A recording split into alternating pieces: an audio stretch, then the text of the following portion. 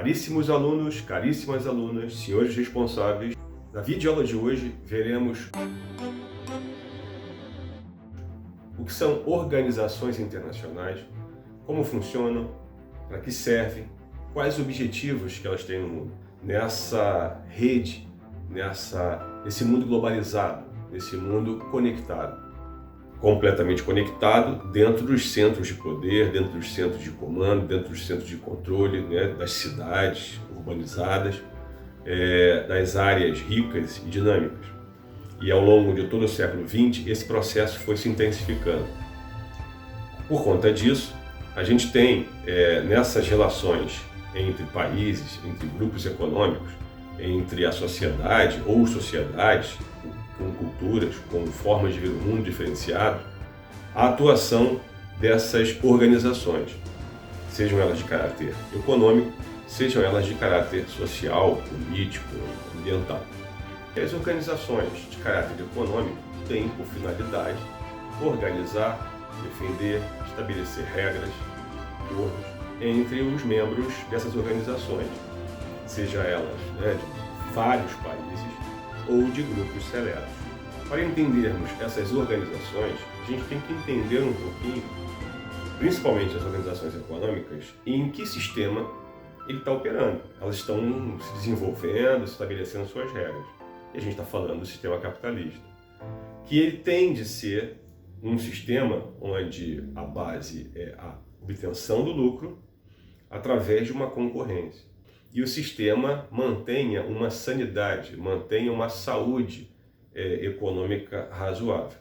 E não se vire aí uma loucura extrema dessas relações, dessas trocas entre os grandes capitalistas, entre o mercado e o consumidor, que existem esses organismos internacionais conectados e responsáveis para que essas regras sejam feitas.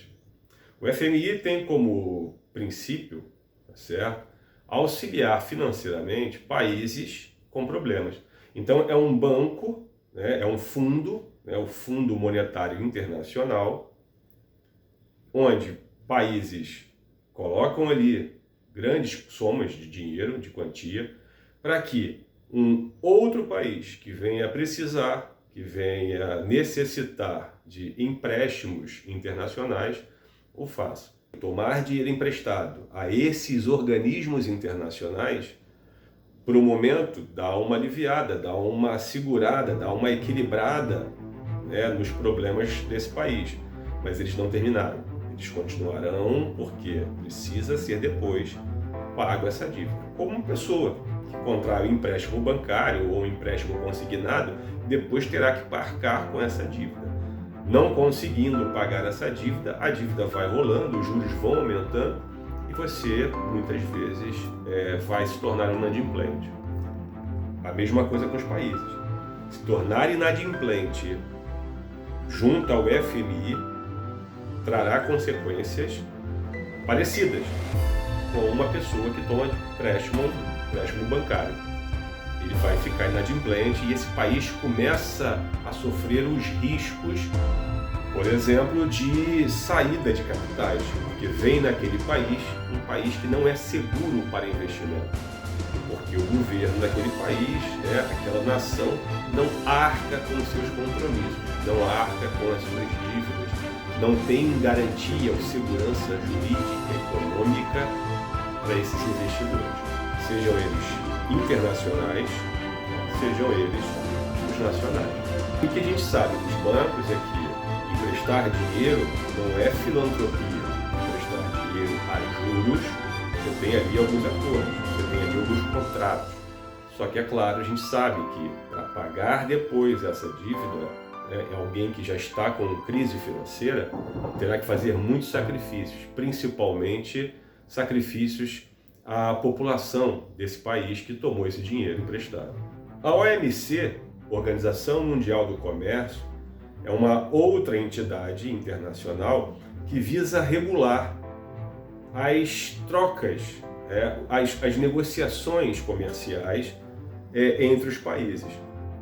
A ONU ela é uma organização das Nações Unidas, criada logo depois da Segunda Guerra Mundial e fortalecida com esse princípio de trazer a paz, de trazer informações, referências para que se mantenha essa paz.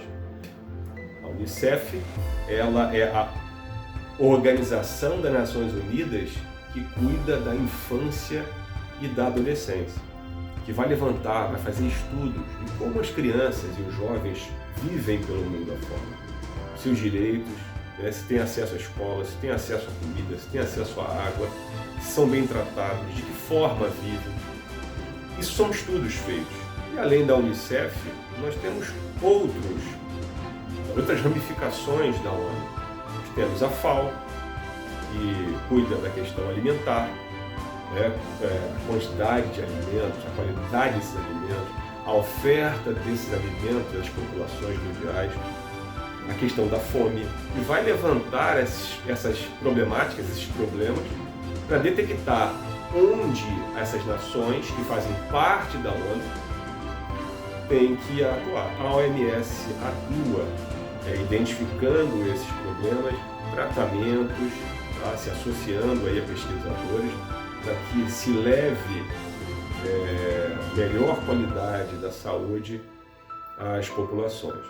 Ela vai fazer estudos, vai levantar entendimentos, né, pesquisas sobre diversos problemas de saúde que assolam o planeta, né? Não só a Covid-19, que é essa pandemia que estamos sofrendo, a exemplo da gripe espanhola, no início do século XX, nós temos agora a nossa Covid-19.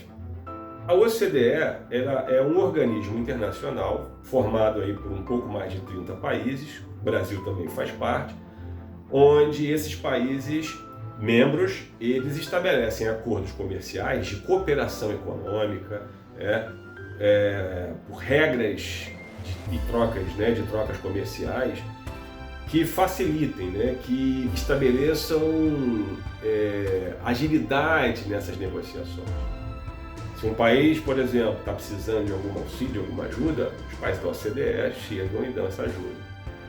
Se um país precisa, né, vender seus produtos, e ali há todo tipo de acordo para facilitar essa organização. Então nós temos o Greenpeace, que é uma organização internacional de caráter ambiental. Então os seus membros, né, seus integrantes, eles vão atuar pelo mundo afora em causas ligadas ao meio ambiente, em causas ligadas aos ataques de grupos econômicos ao meio ambiente. Então, seja na caça à baleia, seja nas queimadas na Amazônia, no Pantanal, seja na poluição do Rio Amarelo, na China, seja nas diversas fábricas siderúrgicas, metalúrgicas pelo mundo, com alto poder de contaminação do ar, né, da atmosfera, e, claro, das extrações minerais, o Greenpeace tem atuado. A gente também tem dois casos, né, de organismos que são internacionais, os Médicos Sem Fronteiras e a Cruz Vermelha. Esses atuando em locais onde a pobreza é extrema, onde os médicos, né, ou o sistema de saúde privado ou públicos não chegam em vastas áreas do planeta, onde os países muito pobres não têm como fornecer vacinação, remédios, controlar, por exemplo, a falta de alimentos, né, e o que isso traz às populações, principalmente infantis.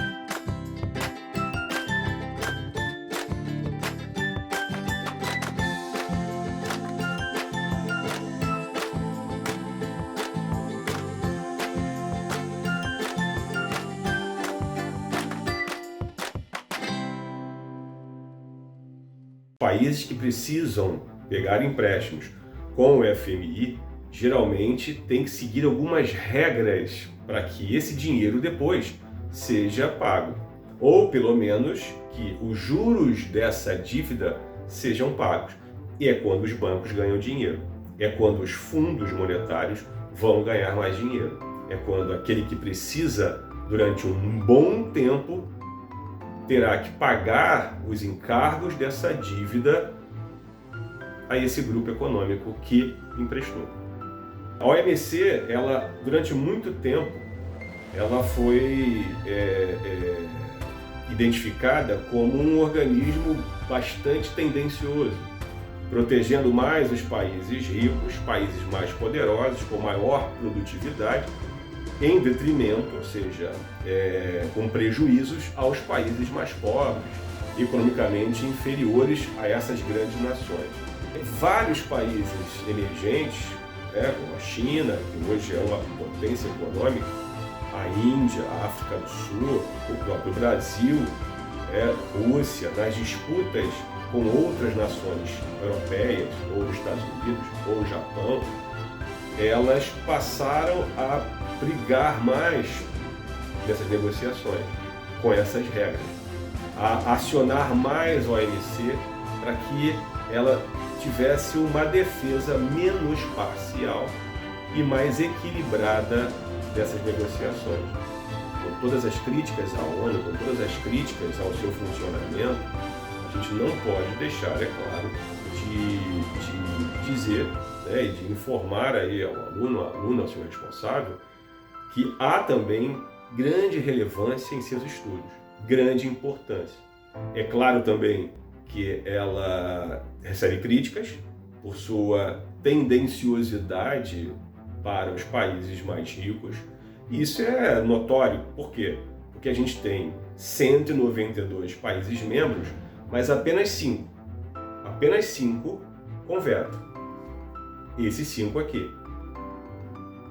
Por mais que tentem organizar, por mais que tentem estabelecer um mundo mais cordial, um mundo mais organizado, um mundo mais claro, com regras claras comerciais nos seus contratos, a gente está falando de um sistema que a todo momento se constrói, se reconstrói, e em grande medida através da barbárie.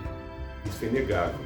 Se você imaginar um sistema que produz tanta comida e termos aí pelo menos 1 bilhão de habitantes no planeta sem acesso a esses alimentos, se isso não é barbárie, o nome disso é o quê?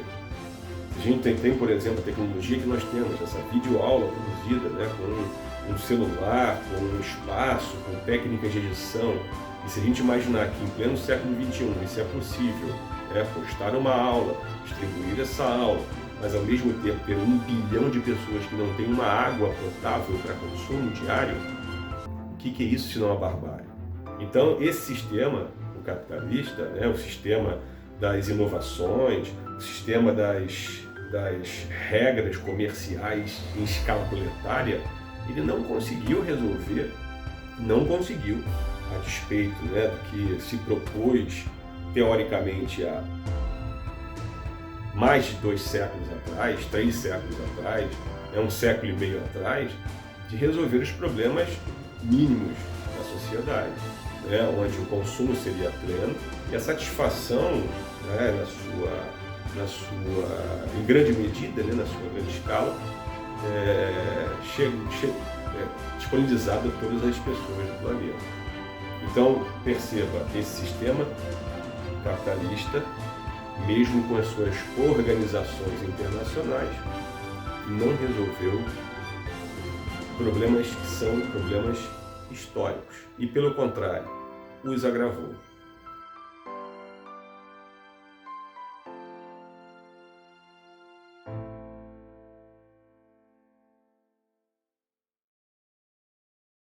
Espero que tenham gostado do conteúdo, feito com muito carinho, com muita dedicação para vocês. Aproveitem, vá lá no canal e dá um joinha, tá? Rumo aos 1 milhão de inscritos. E é isso, espero que tenham gostado. A todos um fraterno abraço.